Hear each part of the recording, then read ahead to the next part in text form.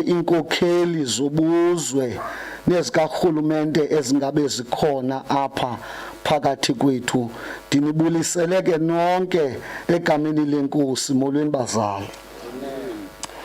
Ndicela ke ndimane ke ndicinezela lento oba okwethu thina kukuzoncedisana nolisapho ukuze sikwazi ukunika isidima kulo msebenzi esiufaneleyo.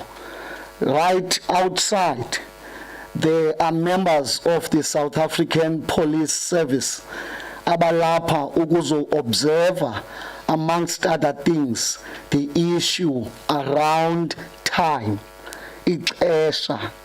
Ndinqwenela ke okokuba singabashiyi abantwana balapha bexhelekile emphefumulweni kuba kukho izinto ezingenziwanga. Ngoba kwakufika ixesha lawo amapolisa azawuthi ngoku ixesha libethile, kuzawufuneka ke okokuba nam ndithi ke masiphakameni samkele ufefe.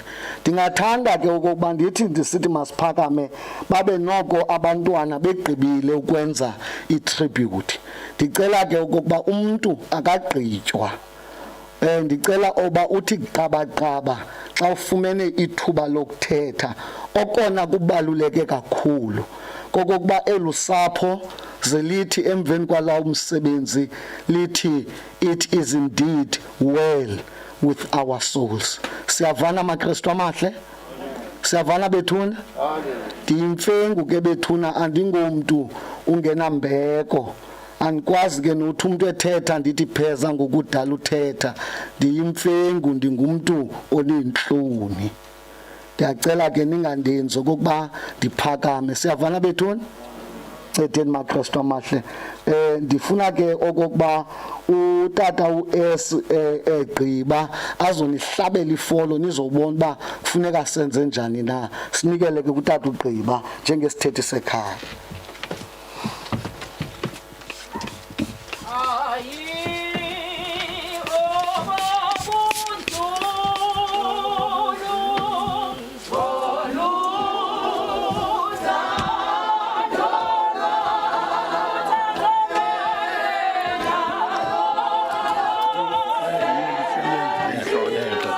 Family tree. Okay.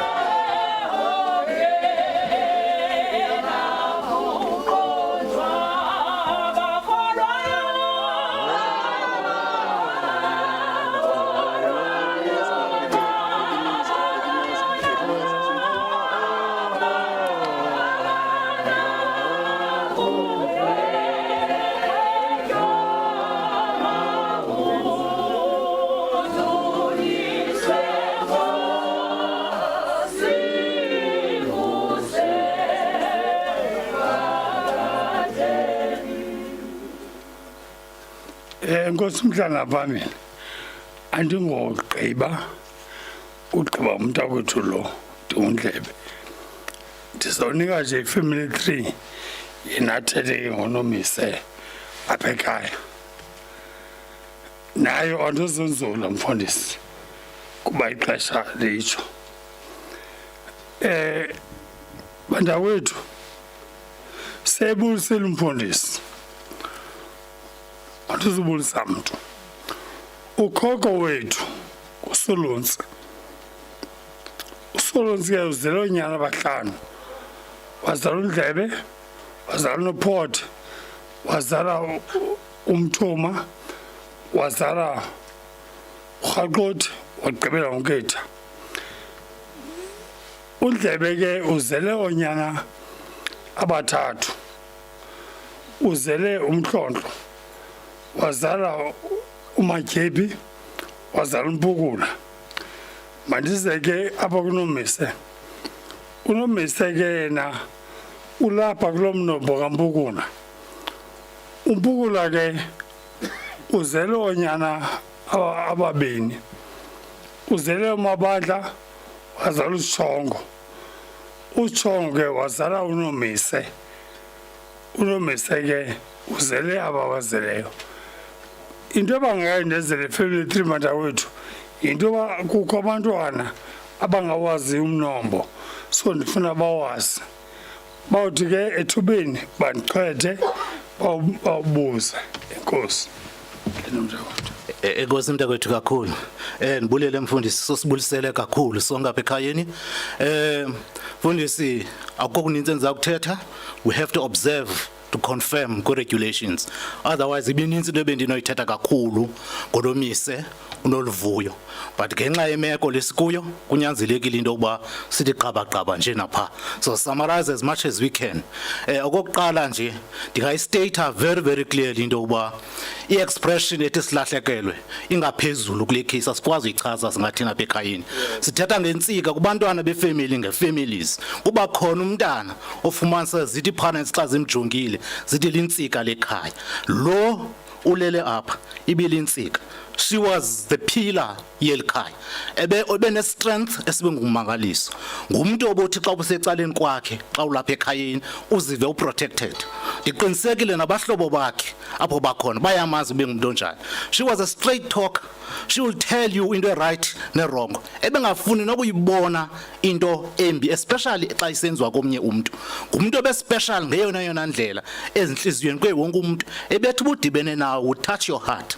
Will steal your heart uNoluvuyo xa edibene nawe. No matter uyazalana naye awuzalani naye, no matter uyi-friend or your friend, she will touch you because she was a very open person, open-minded person who can actually even advise you with issues that are quite critical, that you feel that mhlawumbi when you have to consult some other specialist in order to ensure into yokuba le nto uyifumana uncedo. Sithetha ngomuntu onjalo silahlekelwe kwelikhaya. In simple terms ngathi xa ndiyoyichaza mfundisi ndikunike nje analogy interesting. I would say ngumuntu always like a star. If you can see a star that will glitter in the morning, istar esivelayo inkwenkwezi mawethu evelayo iveze all the colors of the spectrum. Ithi lo nkwenkwezi leyo usayibukele ihambe iyowutshona. Nansi lesehlele kwelikhaya elikhaya lamaqoqo.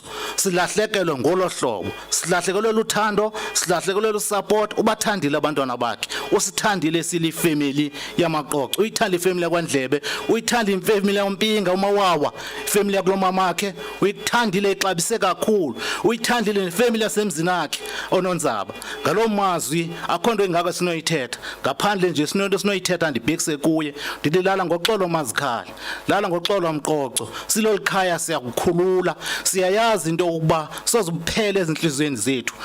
Our memories will live forever in our hearts. Siyayazi into ukuba nakubahlobo bakho nakubantu basebenza kubo ulibhalile igama ezinhlizweni zabo kuye wonke umuntu olapha. Akho umuntu nabangekhoyo apha because i-regulation siyayazi abantu abaninzi bebefuna ukuba khona apha. Siyayazi into ukuba ngokulele apha uyathetha kubo. We know very well into ukuba kwinhliziyo zabo ukhona. Ngalo mazwi mphathi inkqubo, ngalo mazwi mfundisi, ngalo mazwi sithi makalala ngoxolo udadewethu. Enkosi. Sibulele ke kakhulu kutata ngendlela athethe kahle, uyihlabe kahle ifolo ngohlobo ndithanda ngalo. Khona ke umuntu oqhuba ithezi apha esikhathazayo engcolayo phaphandle kadlala bethuna yi-Range Rover.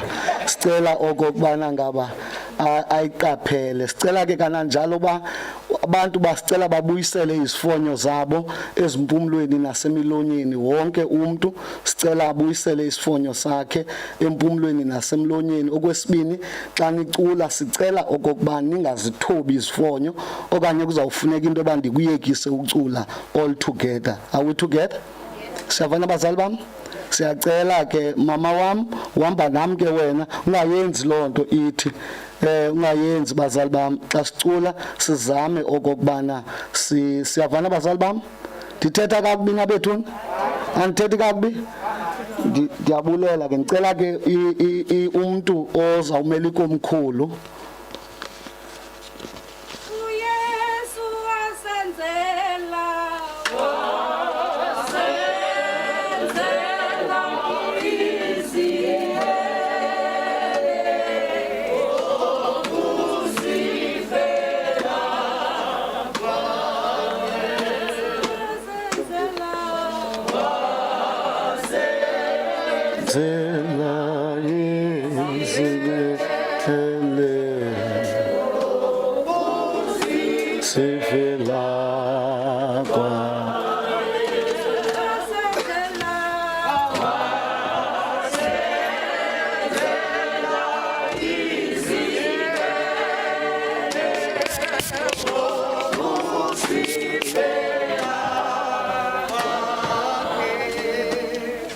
Amen. Amen. Ngumhlaphepha mna abezimbane. Luthethayo uzawuthetha ngoyiseka nomnenze. Umfo wakuthiwa ngumqoqo. Usithongo lo. Inene elidlale lentombi. Lo mfo wesuka ngapha ebhiyodwa apha. Kodwa umkese ngathi umnombo walapha uzalelwe apha. Ngoba indlela awafika waphatha ngayo apha. Ezindlu sibonayo apha lo musizapha. Sasakhona lo mfo walapha. Wafundisa abantwana ekhupha ezimistakes nezitishana. Apha uzikhupha engazange waphangela. Esakha ezindlu. Ufundisile lo muntu. Suphana nto bakukhola amadwala pha kulanto lagathi. Baphela kodwa abantwana bakhe ebuthe bafundisile. Kwaza usala unjinga. Yayilinene la kwaMqoqo. Aphelalini kwakukho into okuthiwa ngazingabana. Wayeyikomiti edibane nentombi yakwaMatu okuthiwa nguNophandle. Wayiba kusele kumuntu apha uMqoqo. Kunzima into zohamba. Athi hayi saphandle imali ngihamba ndise ndihamba ndiyakuqela. Kwakho umuntu osele kulelala. Thetha izinkosi zami andibe nothetha. Ndiyathetha kakhulu kwanothela ngomampinga kunye noma wawo. Apho bafikela khona ezantsi kwamaka ukhuma ngothiwa Mantusi obwaziyo imbilini yabo. Ndiyayeka ndikona ndiyeke. Wathetha kamandi ngohlobo ngithanda ngalo. Siyabulela ke kakhulu kwinkomkhulu. Ndifuna into basingayeki le pattern. Umuntu akagqitjwa. Sibize ke isithethi somsebenzi. Isithethi somsebenzi asibhalwanga ke basingubani apha. Ivesi benye ningayiphindi le vesi. Ivesi benye ibenye kuphela.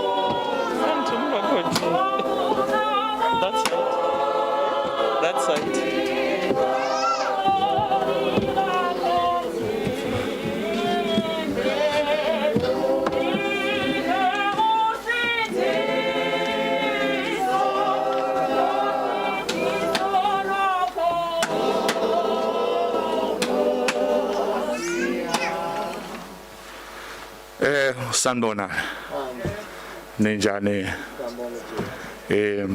thina singabantu ade basebenza novuvu igama lesijwayele ukumbiza ngalo sivela kwa South African Council for Educators nje ngaphandle kokuthatha isikhathi eside ngizozama ukuthi ngi-introduce abakhona la and then osiphethe lapha kwa council useyobeka umlayezo ovela ku council. La esandleni sami saka left uCEO wethu ku council umama uEla Mkhalana. Bese ukuthi mina bengi manager esebenza directly no Sisuvuvu. Bese ukuthi ngapha kwa left foot sino Sisithembu Majikijela.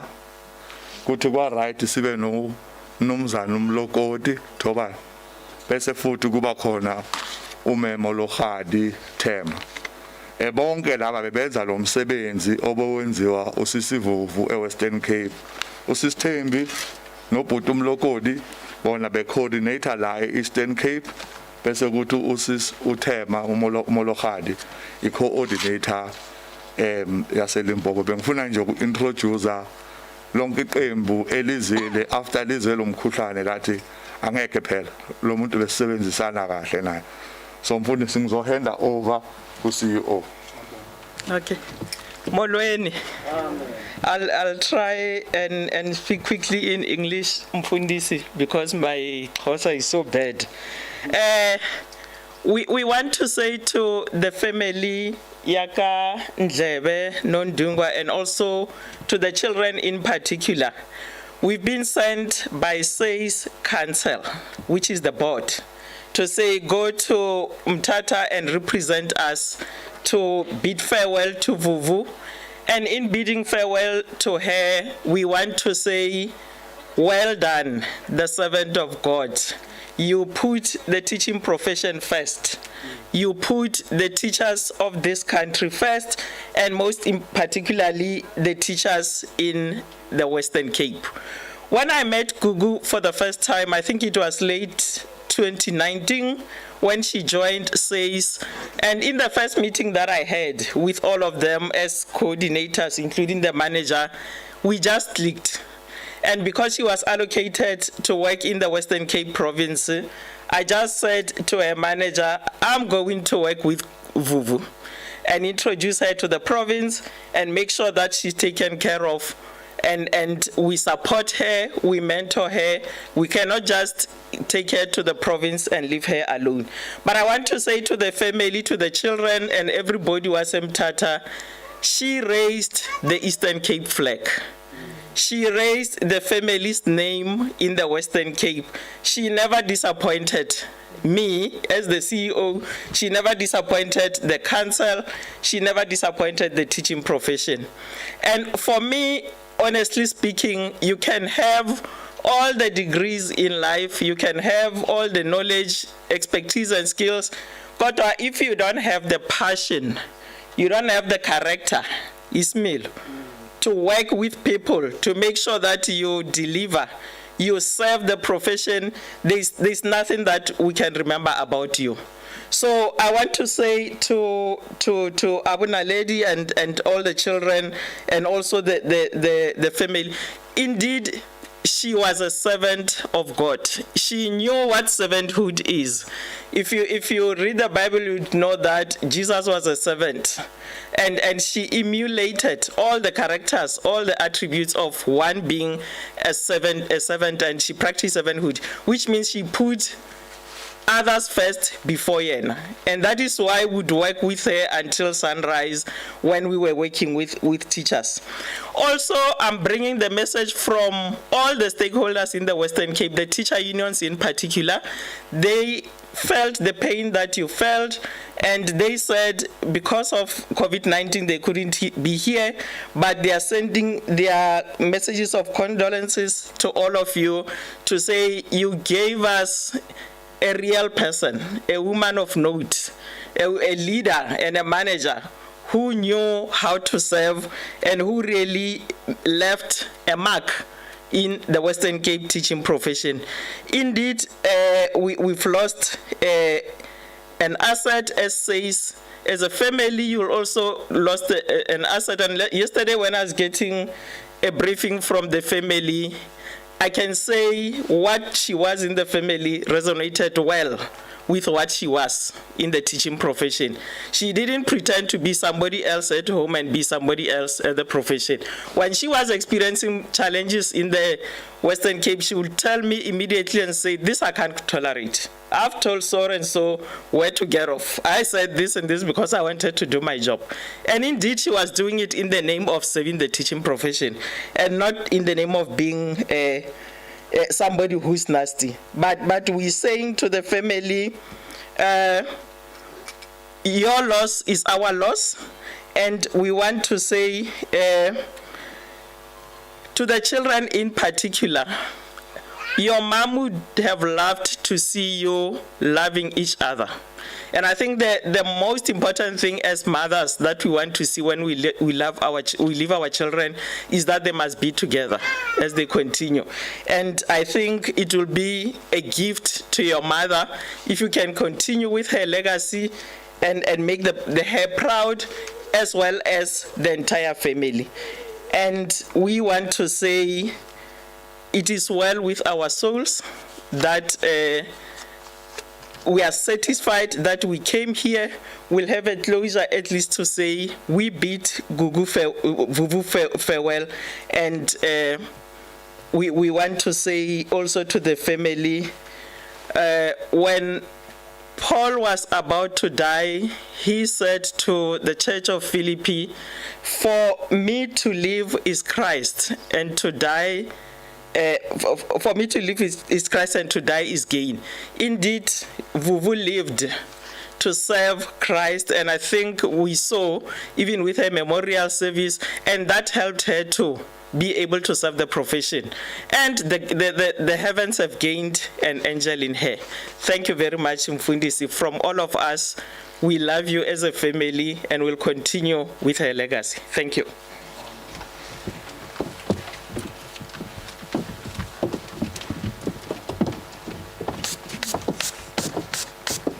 Ulele ke ku-CEO thethe kamnandi abakuthetha inkokheli. Ngifuna uthi ke kuye baninzi abanjengayo apha e-Eastern Cape, ufuna omnye ungahambi ungawafumenanga amagama. Masicele ke isihlobo uOko, ngicela isihlobo lesenimi ke kaOko iyandohlula ingathi sisilungu iphinde ibe ngathi sisintu. Indehlule uyawuthi xe lapha kasixelele ba ithini lesenimi. Sicela uOko ke isihlobo.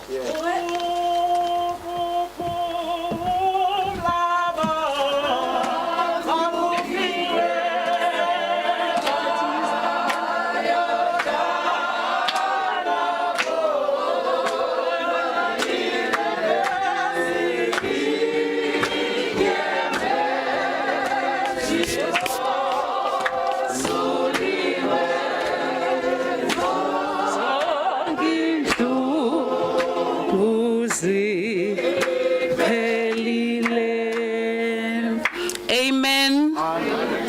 Mandibulise kubazali, ndibulise kwizihlobo zikaVuvu, ndibulise kubantwana belikhaya, ndibulise kumntu wonke lapha ngegama lenkosi yami Yesu Kristu. Amen. Andizutsho noba ndicela into ba i-friends zikaVuvu ziphakame. Zininzi zilapha, ezinye azibangakho apha phakathi kwethu. Ndizawuthetha ke on behalf of i-friends zikaVuvu ezakwaNtshele Junior, ezaseXolosa, ezaseShowbari, ezaseXhorha, ezaseDutywa, zonke ezindawo ahamba kuzo ebengumuntu okhawulezisayo ukwenza friendship, at the same time maintainer i-friendship yakhe. Okokuqala ebengumuntu onothando, uyithandile ifamily yakhe. Ebene best friends as more than 20. And as noba impossible nalonto leyo, kodwa be possible with Vuvu.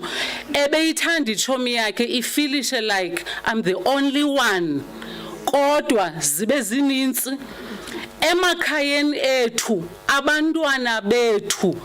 Anthethi khona kudlulane family inoba abantu bebesebecinga famba she's part of our family. Naxa ifika kwaRhozani uzawufika be part of Rhozani family. Naxa efika kulonobhatha, naxa efika kulogcogco, everywhere ebengulomuntu onjalo. Protective ke ngechomi zakhe. I-battle uVuvu ebene backbone oyifighter. If ubona okanye uva something ethethwa about a friend, uza kuyimela and uzayimela alone. Uza kuxelela seku later on into ba hayi ndiye ndayilungisa into ethile.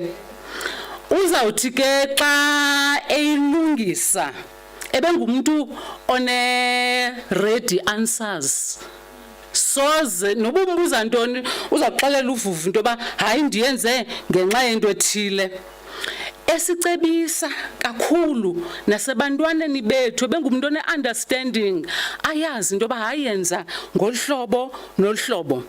Nakwezakhe i-battles uVuvu would fight alone. Ndikhumbula kwenye igame kwakukhona iqele liphikisayo kwi-funeral akuyo. Wathi uVuvu kuzawuhamba mna okanye ahambe, andizuba kule ndawo akhoyo kuye. Kwanyanzeleka lasisi into yoba makacelwe ahambe. Kuphinde kuVuvu phaya eXhorha uye waphangela kwisikolo ekuthiwa kuseMTHATHA. eMTHATHA ufike isisikolo esi-strict kakhulu, kunxitywa i-uniform, kusenziwa imibhako, kusithini.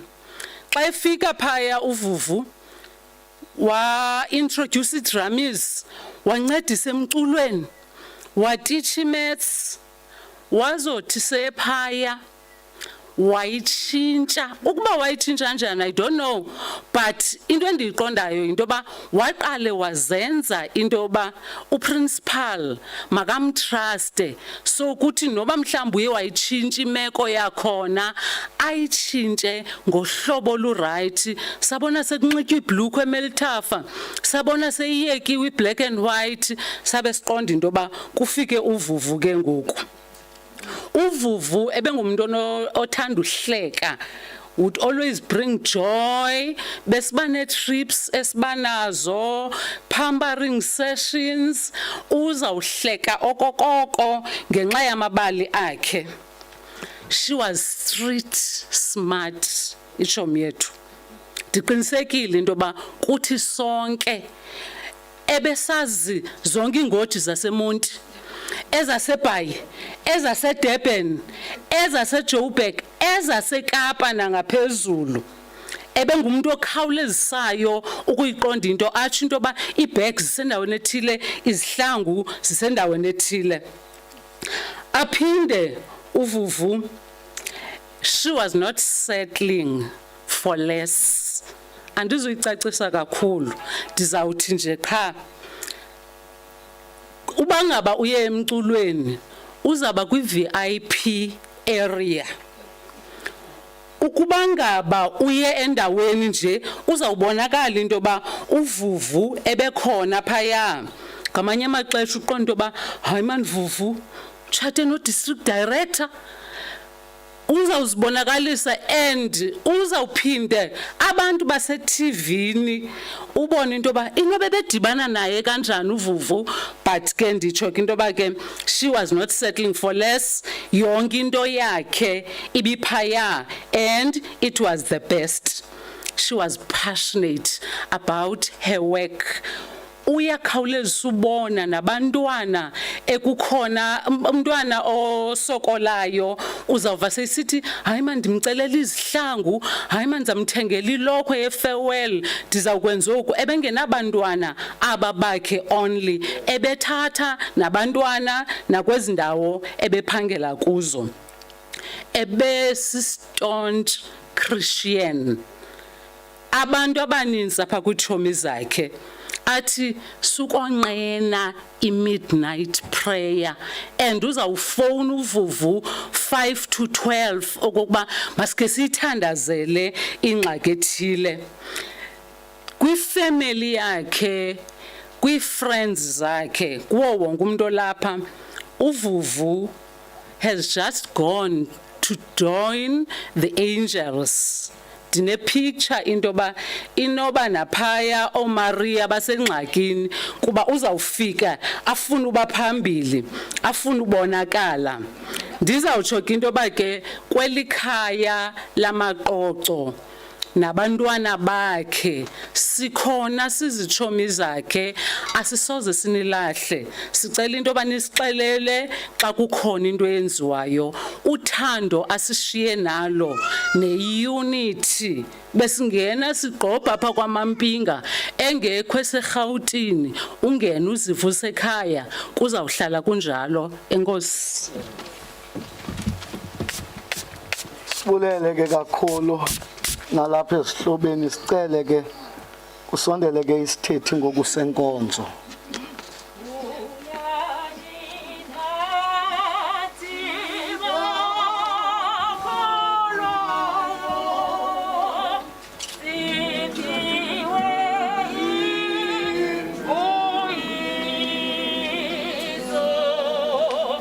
Sabu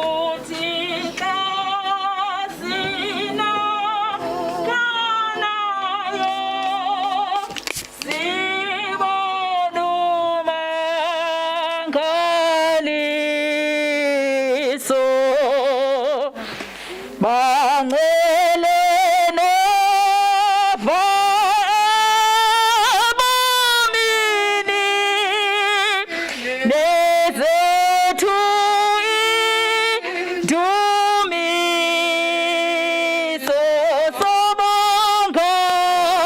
sobonga nathi ezulwini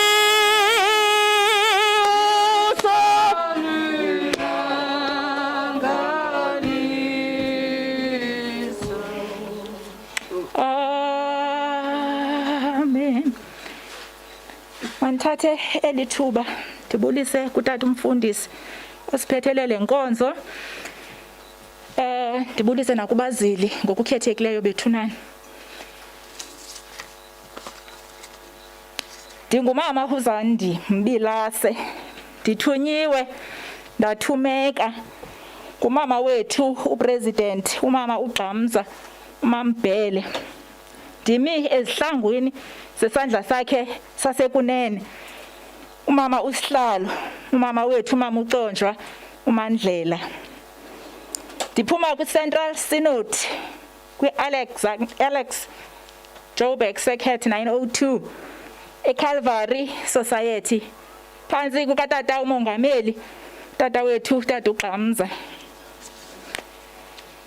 Ndizokuthetha ngomama uDwangu uMpinga emanyanweni kuba besimazi njalo uVuvu. Ubelijoni ebeliyazi irank yalo eliyibizelweyo emkhosini. Ubethi xa eyixwayile ihabrisaki yakhe wayinxiba ibhanti yakhe ukuve ukunyathela kwebhuti yakhe. Ebenxulumana nomphathi wakhe onguYesu Kristu angemjonge emehlweni. She was a decent mother. Eyimela inyaniso emanyanweni. Very prayerful, very spiritual, a disciplinarian, a peacemaker. Unene outstanding leadership qualities ezenza ukuba singomama bapha eCalvary simonyule uba abe ngumama usihlalo wethu. Kodwa due to i-challenges zomsebenzi wayidecline lo opportunity. Silahlekelwe bazali bami. Umama onengcina sifuba. Phaya ke xa sinxityiswa le overall umama wethu president sinikwa le ngcina sifuba ube nayo yena. Nothi nje ndithetha mina ingcina sifuba. Xa umxelela into yakho umama uDwangu ungaseze uyive ithethwe kwenye indawo behlala nayo ngaphakathi kwakhe ekucebisa ngomthandazo.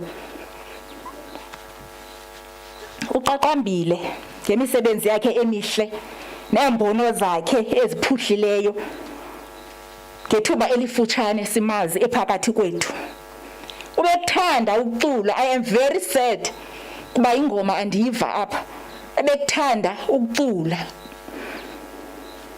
and nengoma ibimsikelela. She never missed an opportunity to impart knowledge and build. Bethunani ndithetha ngoMpinga. Ndingathetha kube ngomso kodwa ke sendiyaliwe. Bintyatyambo yethu le. Ndikhumbula sihambe naye besithanda mosiyovela kule mizana ngemini ezinje. Siye eDavidton. Safika samhlalisa ngaphambili kuba sayazi siphethe isingqangqanqa seBhayibhile. Thina ke sizamnyusa ngengoma.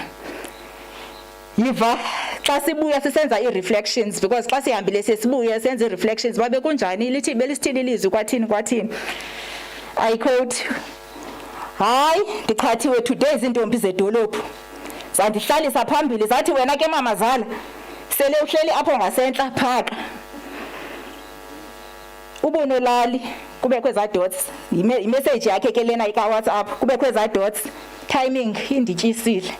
I close quote. ICalvary Society ilahlekelwe. Besisajongela lukhulu kuye. Nxe lusatshana mkhululeni ayophumla.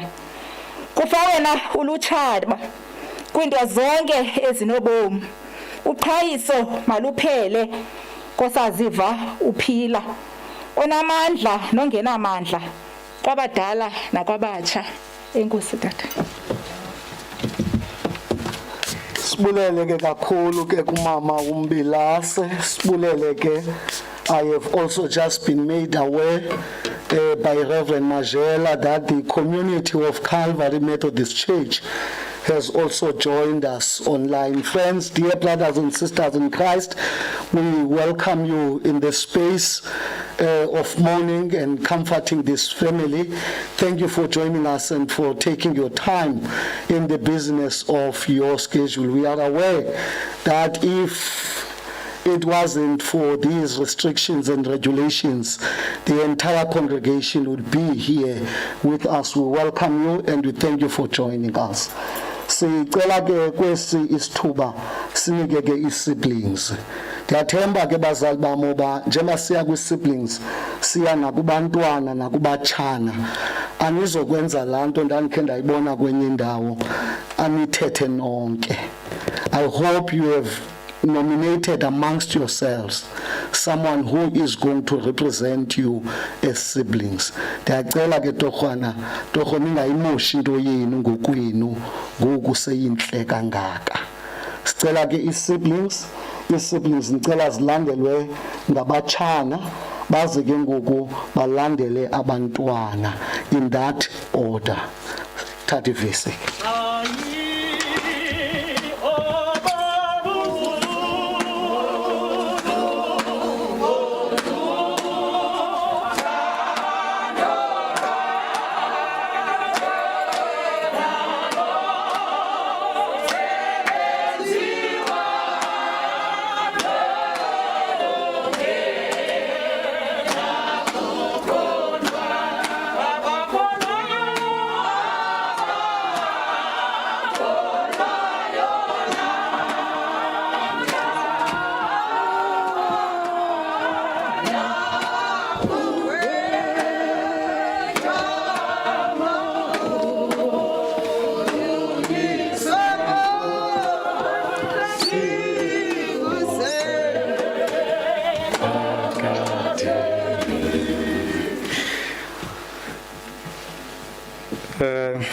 The greatest glory in living lies not in never falling, but in rising every time we fall.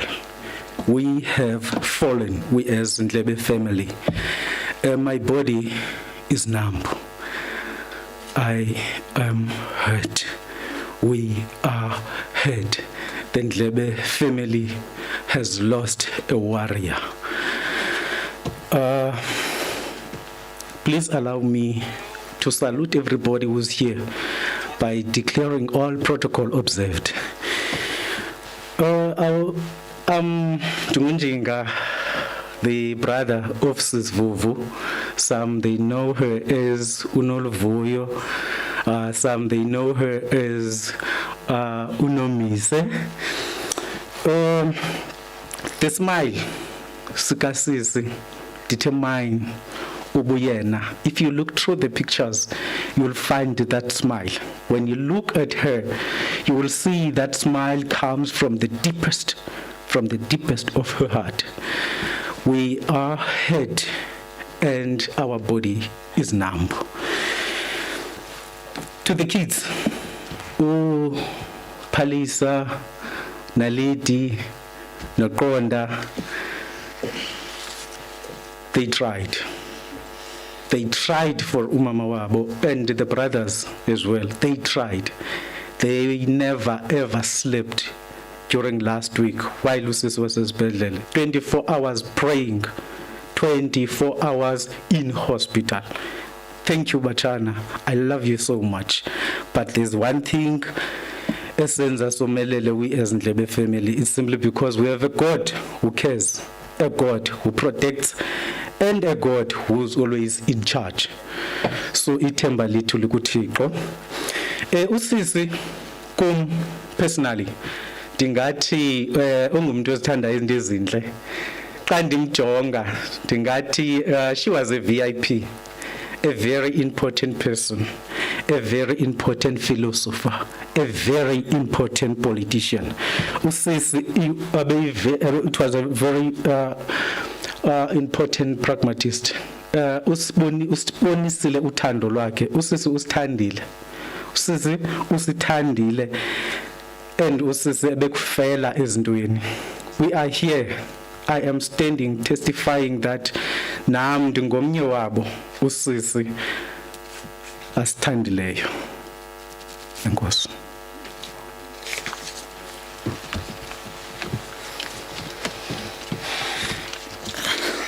Nasibulise ke kotata, sibulise mama, sibulise nabantwana ngegama lenkosi Yesu. Amen.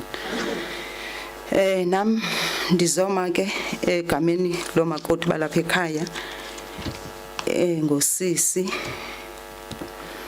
ubengusisi nakuthi besilibuva ubushushu. Mna ke umyena nami uyikhazini yakhe, but khange ndiyive into ba uyikhazini. Bendisiva udadewethu xa une problem ubusiza kusisi ufike ulile noba kukho into ekuxakileyo uthi usisi bengumuntu okwaziyo ukucombulula lonto uxakaniseke yiyo. Nami kulento ubhuta ichoyo yoba bebezi prayer warriors, really babezizo. Uye wa create group apha ku December wenza ubhale imessage nge1st yalonyaka echaza ba echaza ukubaleka kwefamily uba umuntu awuzichuzela uba mawube ngoyiphi ifamily, but uThixo ngokwakhe uyakuchuzela uba ibango eliphikaya. Abantu akuchuzele bona unezizathu zakhe. Wathi ke kufuneka sibi embrace uthando phakathi kwethu. Iunity usifundisile ubunye uba siye sadlakadlaka sobadlakadlaka ngoba sizithandela, otherwise lento ithi unity uyenzile kakhulu. Inkosi nisikelele ibingumuntu obenomqolo ngenye igembe kusele kugogo apha endlini uyayimela into besixelela wanixelela ngenye igeme wathi kufuneka sinomtha ube ngumuntu oyimelayo into iba nomqolo so ungalabathekiswa ungathathwa ngulo athi ithi ngapha omnye athi ithi ngapha. Into yaziyo yazi makwinto yaziyo so siluze kakhulu.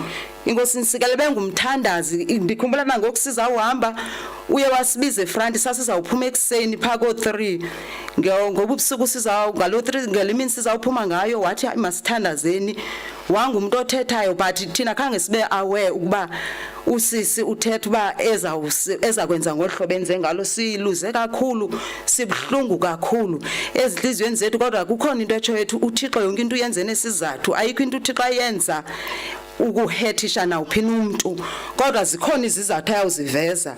Inkosi nisikelele. Amen. Mandibulisa umuntu okhoyo ngaphakathi ndendeni. Mna into endinoyithetha ngosisi undithandile kakhulu. Ndifika phofu undithande ndingekabi lapha eyadini. Ndimazi, I think it was 2010, but wandithanda qala undibona. 2012 xa ndandisasibhedlele ndiyobeleka waba ngumuntu oqala ofika esibhedlele. Akho nto angazange ayithenge for umntanam, wade wangaka ngenxa yakhe. Uthando lukasisi ndiyalwazi. Xa kwakuswele kugogo ndandisithi usisi ukhona, wakhona nyani, wangumama, wayitshomi, wangusisi, wayinto yonke kum. Ebendithanda kakhulu usisi, unditefisile, undispoilile, engathi ungumakoti apha ekhaya, esithi ngumntana wasekhaya, uyinto yonke kum. Bendithetha nantoni kusisi kangangendlela endithanda ngayo. Bendingenanto ndithi nanxa ndihlela apha endlini ndithi hayi usisi uzawube engcola, uyangcola ke njengamzali wonke, but imfundiso zakhe, uthando lwakhe, nangoku ndimane ndithi nxa ndingena apha endlini xa ndiba andazi benza kwenza njani ngapha.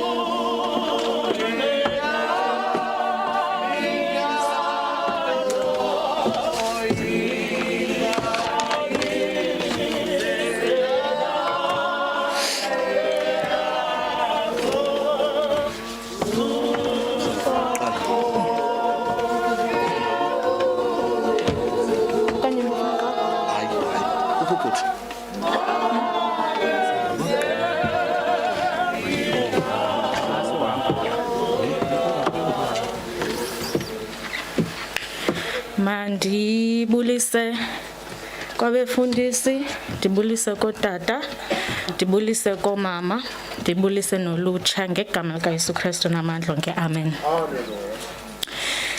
Xa ndisithi ngegama likaYesu Kristu namandla onke, anditsho kuba i-habit, nditsho kuba ndiyayiminisha le nto ndiyithethayo. Uthixo uthathe u-2020 to show us ubukhulu bakhe. Wathi within 1 year I can use a pandemic and I can shake things up. And it is by that very same name that funeka we must still depend on that very same mighty God. Igama lam ndingu-Asithandile Ntsabo, apha elalini ndibizwa Sibongeleni, igama lam lesibini. And I think umakazi wayinayo ipart yodlala kwi-signature yoba li-finalize elo gama kuthiwe lizawuba part of i-IDM. So my role today is to stand here ndithethe ngomakazi wam.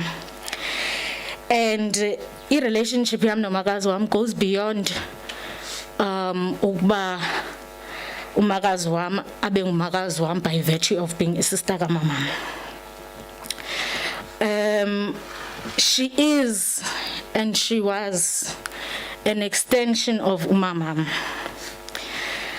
I had the luxury of ukudivida izinto ebezinhlupha between umama nomakazi, because that's exactly who she was kum. Ebengumama umakazi. Now for the sake of time, funeka ndizilimite i-memories zami endizithandayo ke ngomakazi wam. I understand that izinto zilolu hlobo zililo ngoku, but umakazi wam epitomized the notion that your siblings' children are your children. Unditrite ongathi nguye ondizeleyo umakazi. Saside sithanda ujoker sithi makathethi inyani yena nomama, because mina naye siyafana kakhulu ngomphiyo yena mama. Sihleke ke nomakazi lonto because ndandithanda ukuthi ndiyitwin yakhe and ndiyiyo. Nangoku ndimhle, makazi wam umhle, siyafana, ndifana nomakazi wam. Wayithana ke athi okusalayo ndingumama akho. So ibuza ndim umama akho. Umakazi wami wenze countless efforts ngam. And wayinexesha for mna. She always made an effort. Usebenzise last week lesibini usebenzise her last ounce of energy xa sesihamba to blow me a kiss. And I did not know that that was the last time endizambona ngalo umakazi wam. That's how much of an effort she made, umakazi. She was willing to use her last ounce of energy to make an effort ngam. So ke makazi andikhalazi tu.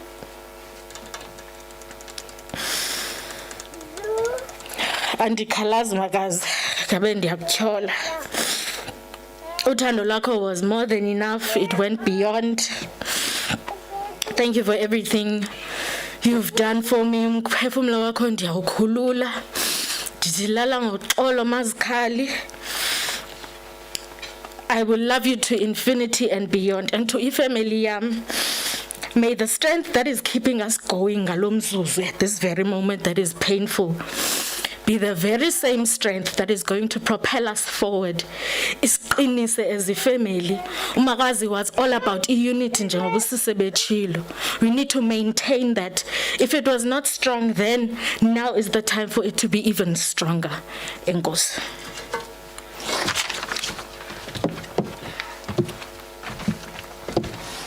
Ndibulise ibandla. Ndime apha njengamkhulu wakubatshana. Ndingusikhumbule igama. Silahlekelwe. Asinamazwi. Akunanto ingako sizayithetha. Linye lithi kuni bomalume nani bomalumekazi. umanyano ngamandla.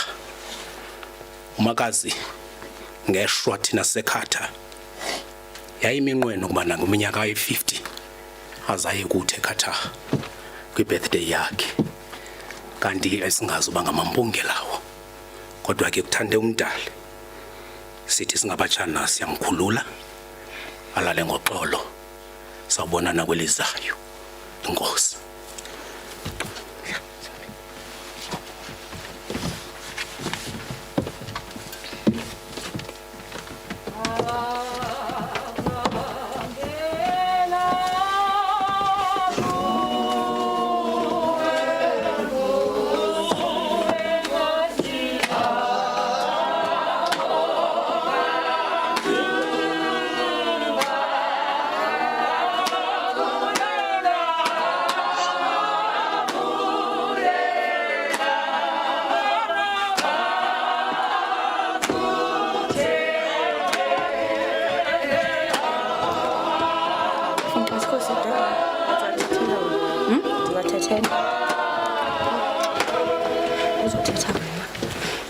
Ndiyanibulisa nonke namhlanje ngegama elihle likaYesu. This cuts deep, but ke ithi iBhayibhile usondele uYehova kwaba inhliziyo zaphukileyo abasindise abamoya utyumkileyo. I sent umama a message eqala ungena esibhedlela. I'll read the message. Ithi, hi mom, I'm not good at talking about my feelings. I'd much rather write them down than talk about it, but you already know that. You'll make it through. You have to. After so many battles, you need to start enjoying your hard work. Don't give up. I'm not ready to be without you. Get well soon, Mazkal. I ask God to protect and heal you. Don't give up. You're a fighter, and I know you'll make it through. I love you, Mom. That was on Friday, 22nd of January, 22 minutes past 9. Little did I know that 2 weeks later, I'd be talking at her funeral. Nothing could ever prepare us for this. To know Umama was to know genuine love. She had unimaginable warmth and a kind heart. Her soul was majestic, a gentle spirit and a divine light. We lost an incredible soul. She went far and beyond for us. I remember she was at every hockey game, every netball game I played. Ndikhumbula esuke eWillowvale and she drove all the way to PE just uyobukela mna ndibe yidonke kwi-school play. Apho umama ebekho, I was there. I was a mommy's girl through and through. She was my best friend, my psychologist, my place of zen, my mentor, my mother, my everything. Umphefumlo wami uzozaqola. I am broken. She taught me to be strong, but not strong enough to be without her.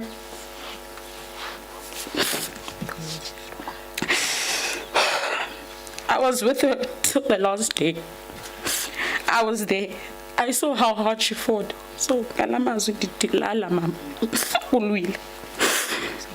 Umama ebelikholwa. One of the last few things she said to me was, xa ndimkile ningakhali ngathi aninathemba uThixo ukhona. She prayed for us, with us and about us. I remember her last prayer esibhedlele singayazi bangumthandazo wakho ogqibele soze suvelo.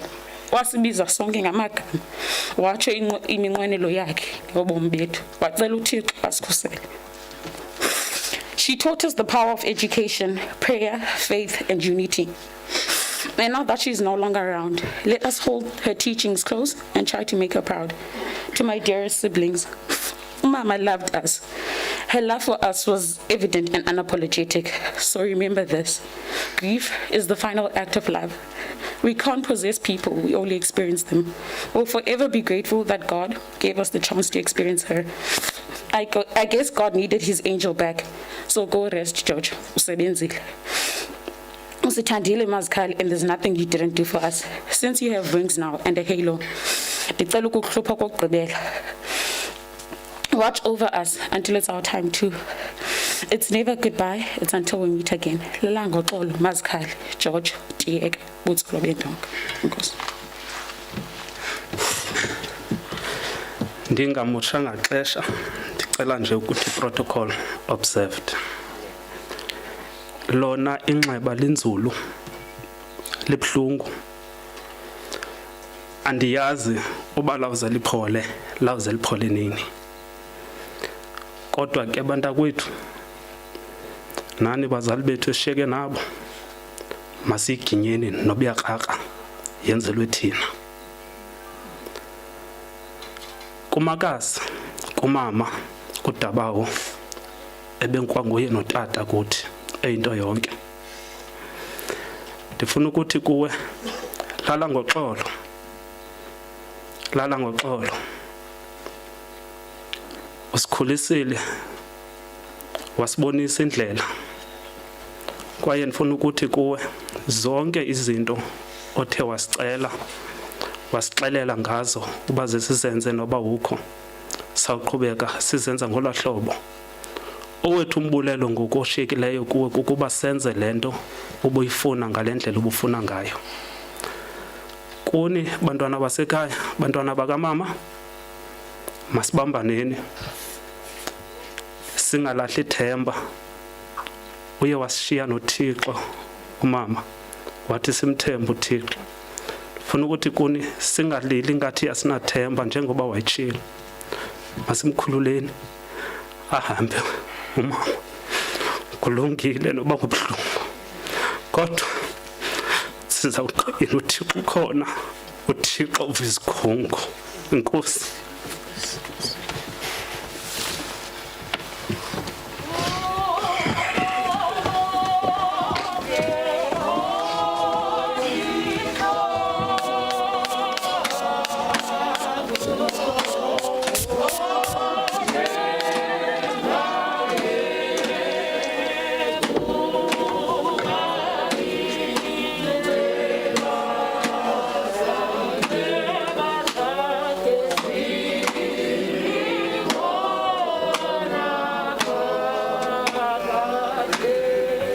Ndicela ke ukugqibela ngelithi ke bantwana bakamama uDwangu isihlobo nezalamane. Kubantu who have joined us online, those who were close to Mama uDwangu, abantu bebehlala naye, colleagues, and everyone here present. Kule ncwadi yesambulo, the book of Revelations, chapter 6, le besiyifundile incwadi yesityhilelo, ivesi ngeyethoba. Kukho amazwi athi, xa yalivulayo elesihlanu itywina, yayibona ngaphansi kwesibingelelo imiphefumulo yabo babesikwe ngenxa yelizwi likaThixo. Ndifuna ke bantwana bam unishiya nalo mazwi. When the Lamb opened the fifth seal, I saw under the altar the souls of those who had been slaughtered and martyred because of their testimony. Nqonela unishiya nalonto. Lo mkhonto bantwana bam unihlabileyo, nathi abantu bebemazi uMama uDwangu usonzakalisile. Kunjalo nje siyeva uba abantu bathetha into enye, sifuna ukuthi ningazonzakalisi. uThixo akathathi into angabeki into. Funa uba nilale ngenxeba, nigcumele ngaphakathi, sandla sikaThixo siphezu kwenu. Ndifuna kokuba nithuthuzeleke, nithuthuzelane, ninethamsanqa ngoba umama wenu unishiye enibonisile indlela yomnqamlezo. Abethu abazali bashiya bengayazi noba saze sibe ngoNtsangwini na okanye noTrongo. kufuna ke kunoba nomelele. Uthixo akanguthixo okhohlakeleyo. Obaba ukhwithuba bendizawujonga lencwadi kaJohane emveni kwalamyalezo beniunikwe ngumfundisi uMajela nomama esithi uThixo uyaziguqula izinto. Esithi kwipicture eninayo ngoku ayo picture yokugqibela. Enye yezinto lencwadi yezithilelo eyiphendulayo into bemveni kwezi zinto, what will happen at the end. Kamanye amagama, after all that has been said and done, then what? Kuba abanye abantu bacimba ezi zinto sizenzayo sichitha nje ixesha, akukho nto kuzaba yiyo. Bathi abashumayeli, mfundisi wam uJohane wayengaboni ngamehlo. Umvangeli andiyaza nayingqina lonto. Kodwa noba uJohane wayengaboni ngamehlo, mna ayindikhathazi lonto. Kuba uthi omnye umbhali xethetha uthi if the mind is blind, the eyes become useless. Ndiyayazi oba obuyakholwa and your faith is shallow, your eyes become useless. Ngoba uthi umpostile uPawulos, thina abantu abakholwayo, we do not walk by sight, kodwa we walk by faith. Bantwana bakaThixo, hlobo zam ezikule ndawo, uthi ke lo mbhali bendimjonga njengoba bethi abashumayeli uJohane wayengaboni. Uthi kumele ngoba uJohane nguye oyethe kwincwadi yevangeli, there shall come a time when those who believe and follow and worship God will do so in spirit and in truth. Ngoba izinto zikaThixo zizinto zomoya. Bantwana bakaThixo, uthi kuJohane ngabona. Bantwana bakaThixo, ithi chapter yokuqala ngathi ndisesiqithini sePatimosi, ngevinto indibetha egxalabeni, isithi Johanne iza ndikunyusele ngasentla ndikubonisa izinto ezizakwenzeka. Bantwana bakaThixo, ngifuna ukuthi izinto zikaThixo azibonwa ngamehlo enyama. Bantwana bakaThixo, funeka uThixo akuphakamisele kwindawo engasentla. uJohane emveni koko ndilila ngoba ayifumanekanga indoda enokutshila amatywina. Kodwa kwakho ilizwe lithi musulila Johanne, musukulila. Bantwana bakaThixo, mfanelisa uthandaza. Uthi ke lo mbhali xa kuvulwa la matywina kwelesihlanu ndabona uthi uJohanne, uthi ndabona xa kuvulwa lesihlanu, uthi ndabona imiphefumulo le nto isahlukanisa phakathi kwethu nezilwanyana. Abantu abazizo izilwanyana nezilwanyana azingabantu. Bantwana bakaThixo, whilst everyone and other creature is dichotomous, kodwa abantu bona are-dichotomous. In every human being ukhona uThixo. Uthi kuJohane ndayibona le miphefumulo. Uthi uJohane mfundisi wami, uthi xa ndigqiba uyibona ndiyibona iphansi kwesibingelelo. Uthi uJohane, yabona isibingelelo, it's what holds everything together. A place where you bring your sacrifices.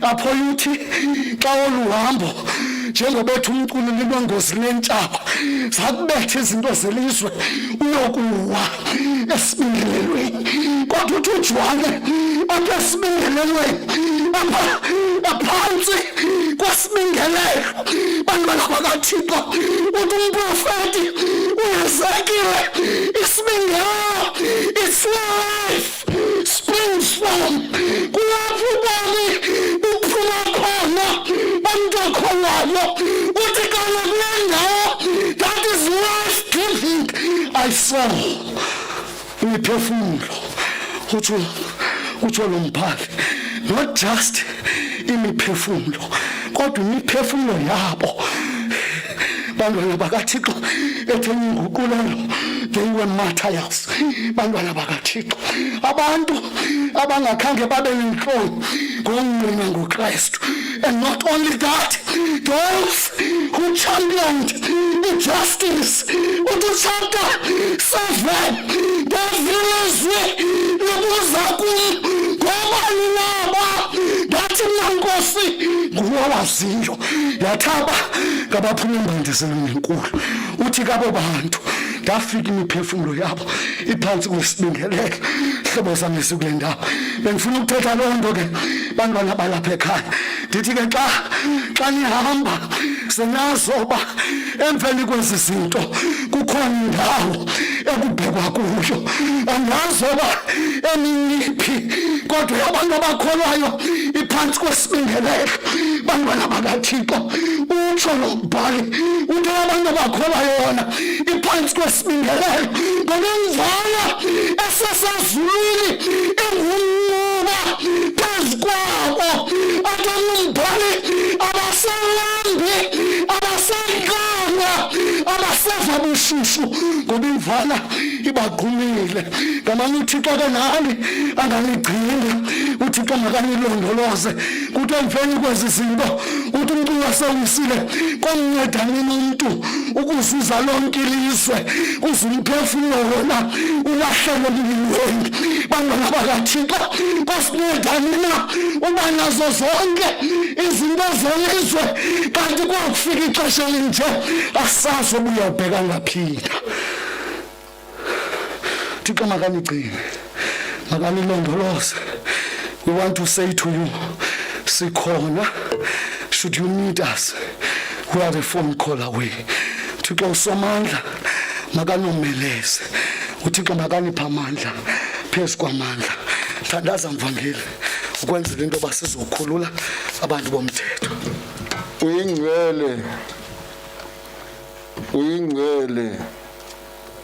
uyingcwele Yehova Thixo wemikhosi izulu nesibhakabhaka nehlabathi lonke lizaliswe bungangamsha bakho Thixo namandla amakhulu siyabulela moya oyingcwele ngesicaka sakho ngalemini ukuba Nkosi lizosivula amehlo sibone lapho Nkosi ihlala khona imiphefumulo yabakholwayo kuwe Thixo wezulu kunye nomhlaba bawugqitha kweli lizwe moya oyingcwele le ntombazana yamaqoqo ijoyine kulo rhamente ayibonayo umuntu obona izinto ezingabonwa ngabanye abantu Thixo namandla onke athi ubone bevethe ezimhlophe mnini wezinto zonke kodwa ngabaphuma ezantsi emhlabeni embandezelweni Thixo olungileyo sisondeza kuwe moya oyingcwele usapho lukaNomise moya namandla kumkano oyingcwele uthi umntwana mnini wezinto zonke xa ethetha kule ndawo uthi inhliziyo yakhe ayinawuxola kodwa sithembe wena mnini wezinto zonke ngoba Nkosi kuthiwe igama lakho lesihlanu ngumthetheleli woxolo Thixo olungileyo somandla somathamsanqa unako moya oyingcwele ukumenza axole Thixo olungileyo ngoba lulameli hle lezulu endlela zakho azaziwa futhi lapho iliso Nkosi libona pho singaboniyo thina Thixo olungileyo sithembe wena ezintweni zonke okokuba Nkosi elungileyo unyothule unomise kule ndawo uzawushiye kufukamile. Thixo namandla onke ulugcine olusapho lulamelihle lezulu ngoba wena kuthiwe unguyise wengedama uyindoda kubahlolokazi.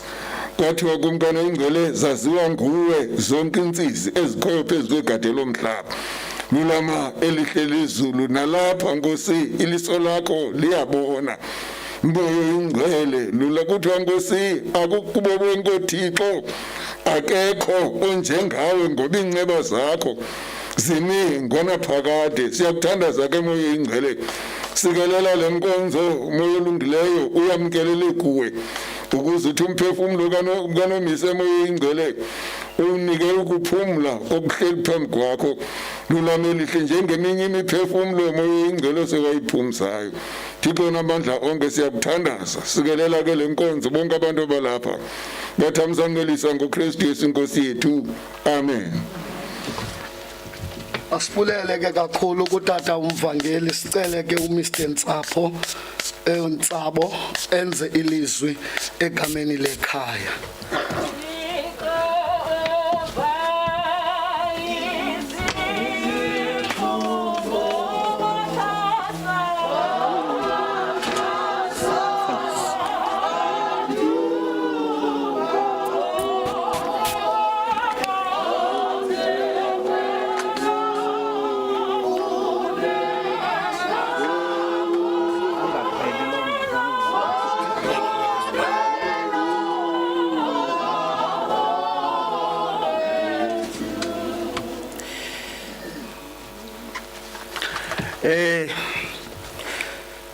Program Director,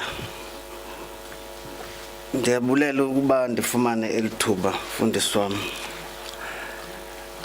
Ndingumuntu ke othandayo ukubulelwa, nam ndizokwenza into encinci yozobulela abantu apha. Futhi ke xa ndithe mna ndangabizwa ngegama kodwa bendikhona emcimbini ndiye ndikhathazeke kakhulu. Andizuwenza made mfundisi wami, ndizawubulela njena only abantu abayi-10 out of abantu balapha. Futhi into yam izawuhamba ngo-before no during no after.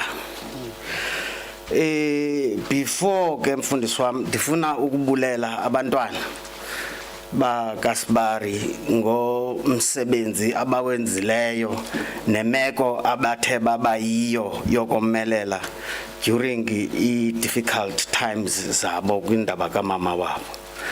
Ndibulele umuntu othe wakwazi ukuthi kwawube kwehle isehlo wabika apha elalini, abantu batsho bakwazi uba bayazi bakwenzeke ntoni apha. Ndibulele omama abathe bawuva uba kwenzeke ntoni apha bazazokhunga. Ndibulele omakoti abathe babakhona apha ekhaya ngeli xesha kusalindwe olusuku lwanamhlanje. Ndibabulele bonke nabantu bebemane bezoxhasa bezovela apha benika isapoti kwifamily yalapha ekhaya. Ndibulele kakhulu mfundisi wami abembi, the diggers of the grave, naba bebexhela abafana balapha. Kuyabhujwa apha kule lali kukombiwa okokoko. Ndibulele nalo mntu owenze kakuhle landlu yakaSibari yedwa pha. Ndibulele kakhulu ke ngoku abaququzeleli bokutya, abantu abalungisela into bana abantu xa belapha batye. Ndingabalibalanga naba basenzele le ndawo yokukhonzela kule nkonzo kaSibari nento zinhle kangaka basenzele zona. Ndiyababulela nabo. Bulele ke wonke umuntu okhoyo apha. Ndibe specific kakhulu kwaba bantu basuka ngapha emsebenzini. Bezomela ke umsebenzi wabo, the CEO and the manager and the rest of the people abalapha. Ndingabalibali ababantu bazisearch ezipokothweni benza some contributions apha ekhaya. siyababulela kakhulu abo bantu abacontribute ngemali nangemiyalezo noba yenjani na imiyalezo ndithi uThixo abasikelele andise apho bathathe khona. Siyababulela kakhulu ke njengoba sesilapha namhlanje aba bantu basilungiselela ukutya. Mfundisi wami ke program director wami kukho uThixo ojongayo. Abefundisi andisoze ndibabulele. Unijongile uThixo. Kuyo yonke le nquleqhu eniyenzayo. Okugcina nokugqibela ke. Ngifuna ukuthi emveni uba kugqitywe apha ningagoduki. Ikhona into elungisiweyo apha ekhaya yokuxhasa umzimba lo ukwenzela into bana ube namandla wokuba ukwazi uhamba ubuyele apho ubusoka khona uzokusixhasa apha. Enkosi kakhulu. May the good Lord bless you all.